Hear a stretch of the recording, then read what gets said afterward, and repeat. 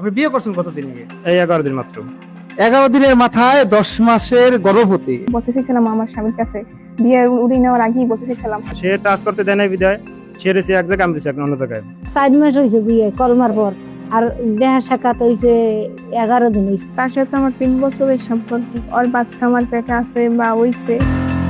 বিয়ের মাত্র 7 দিন, এরই মধ্যে জন্ম নিল একটি ফুটফুটে ছেলে সন্তান। শুনে অবাক হচ্ছেন, কিন্তু এটাই সত্যি। স্বামী জানে না কি বলবেন, পরিবার স্তব্ধ, আর পুরো এলাকায় একটাই প্রশ্ন, এই সন্তানের বাবাকে। এই বিবাহ 11 দিন, আজকে শুক্রবারে ওই যে আমাদের ওই জায়গায় নিলাম, নেওয়ার পরে সোমবার আমাদের এই জায়গায় আনছি। আমাদের ওই বাড়ি থেকে মেয়ে অসুস্থ আর কি। অসুস্থ করার পরে আমি অনেক জিজ্ঞেস করলাম, সে বলছে এগুলো কিছুই না। তারপরে শ্বশুরে আজকে নিয়ে এলে, আসার পরে অসুস্থ, পরে গলাচি হসপিটালে ভর্তি করার পরে এক্স দেওয়ার পর দিয়ে 10 মাসে গর্ভবতী। আপনি বিয়ে করছেন কতদিন আগে? এই 11 দিন মাত্র। 11 দিনের মাথায় 10 মাসের গর্ভবতী। পটুয়াখালীর গলাচিপার একটি গ্রাম, শান্ত সাধারণ একটি পরিবার। কিছুদিন আগেই পারিবারিকভাবে বিয়ে হয় কবির নামের এক যুবকের সাথে এই তরুণীর। সবকিছুই ছিল স্বাভাবিক, কিন্তু বিয়ের পরই শুরু হয় অস্বাভাবিক আচরণ। মেয়েটি স্বামীর বাড়িতে না গিয়ে থাকছিলেন বাবার বাড়িতেই। এখন তো বাচ্চা হয়তো অনেক কষ্ট হয়, তো ফ্রিতে পেয়ে গেছে। না না না, এগুলো আমার না ভাই। 11 দিনের মাথায় কি বাচ্চা হয়? নিলে সমস্যা কি? না ভাই, একজনের বাচ্চা আমি একজন নেবো কেন? এই বাচ্চাটা আমার না, আমি নেবো কেন? আপনি তো বিয়ে করছেন, 11 দিনের মাথায় কি 10 মাসের বাচ্চা হয়? নিতে চান না? না। দিন যায়, সপ্তাহ যায়, কেটে যায় প্রায় 4 মাস। অবশেষে মাত্র 11 দিন আগে স্ত্রীকে নিজের বাড়িতে নিয়ে আসেন কবির, কিন্তু সেখানেও একই চিত্র। স্ত্রীর দূরত্ব বজায় রাখছেন, কাছে আসতে দিচ্ছেন না স্বামীকে। কবির জানান, বাসর রাতেও কাছে আসতে দেয়নি। একই ঘরে থেকেও তাদের মধ্যে ছিল এক অদৃশ্য দেয়াল।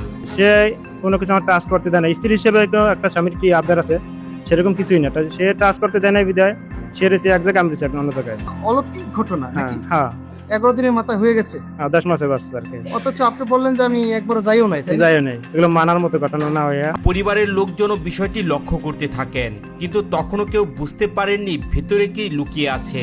হঠাৎ একদিন অসুস্থ হয়ে পড়েন এই তরুণী। তাড়াহুড়ো করে নিয়ে যাওয়া হয় স্থানীয় একটি ক্লিনিকে, আর সেখানেই সবকিছু বদলে যায়। ডাক্তারের রিপোর্ট দেখে স্তম্ভিত সবাই। প্রায় 10 মাসের অন্তঃসত্ত্বা তিনি। আমার বাপ মার মানিজ্জত নষ্ট করতে চাইনি। আমি বলতে চাইছিলাম আমার স্বামীর কাছে, বিয়ের উড়ে নেওয়ার আগেই বলতে চাইছিলাম। কিন্তু তার আমি আসতেও বলছি, কিন্তু সে আসে নাই। এ বলছে যে আমি উড়ে নেওয়ার আগ পর্যন্ত খালি পাড়া দেব। এরপর আর সময় লাগেনি। শ্বশুর বাড়িতে যাওয়া মাত্র 11 দিনের মাথায় জন্ম নেয় একটি ছেলে সন্তান। এই ঘটনা ছড়িয়ে পড়তেই পুরো এলাকায় শুরু হয় তোলপাড়। স্বামী কবির, তার পরিবার কেউই মানতে পারছিলেন না এই বাস্তবতা। 4 মাস হয়েছে বিয়ে কলমার পর, আর দেহা সাক্ষাৎ হয়েছে 11 দিন হয়েছে। 11 হ্যাঁ, এ তো জানি বাবা। 11 দিনটা। হ্যাঁ 11 দিন। জন্ম হয়েছে বাবা, তোমরা তো দাও, আমি কি করবো বাজান। তদন্তে বেরিয়ে আসে আরো চমকপ্রদ তথ্য। এই গৃহবধূ জানান, নানার বাড়িতে বেড়াতে গিয়ে এক যুবকের সাথে পরিচয় হয় তার। নাম ইব্রাহিম। পরিচয় থেকে প্রেম, আর সেই প্রেম করায় শারীরিক সম্পর্কে। একসময় গর্ভবতী হয়ে পড়েন তিনি, কিন্তু বিষয়টি জানার পর পাল্টে যায় প্রেমিকের আচরণ। বিয়ে করতে অস্বীকৃতি জানায় প্রেমিকাকে। ওর বাচ্চা আমার পেটে আছে বা হইছে, আমি ওরই তো চাই। ইব্রাহিমের সাথে দেওয়ার পরও কি যোগাযোগ হয়েছে আপনার সাথে? হইছে, অনেক ফ্রি হয়েছে। লাস্ট কবে যোগাযোগ শেষ হয়েছে? লাস্ট আমি যেদিন আমার উড়ে নেবে সেই দিন তার সাথে কথা বলা বন্ধ হয়েছে। আপনার উড়ে গেছে আজকে থেকে কতদিন? 11 দিন হবে, 11-12 দিন হয়েছে। কিভাবে তার সাথে দেখা হয়েছে? সে একদিন আমাগো বলুন। নানাগরি গেছিল, তারপর আমিও গেছি। তখন সে আমার অফার দিছে, তখন আমি তার অফার মানিয়ে নিছি, তার সাথে সম্পর্ক করছি। সম্পর্ক করার পর 3 বছর হয়ে গেছে। তার সাথে আমার দেখা হয় 3 ফির দেখা হয়। তারপর এসব হয়। পরে আমি কইছিলাম তার কাছে, সে বিশ্বাস করে নাই। এদিকে এই তরুণীর পরিবারের সামনে বড় সংকট। সম্মান বাঁচাতে ঘটনাটি গোপন রেখে দ্রুত অন্যত্র বিয়ে দেওয়া হয় মেয়েটিকে।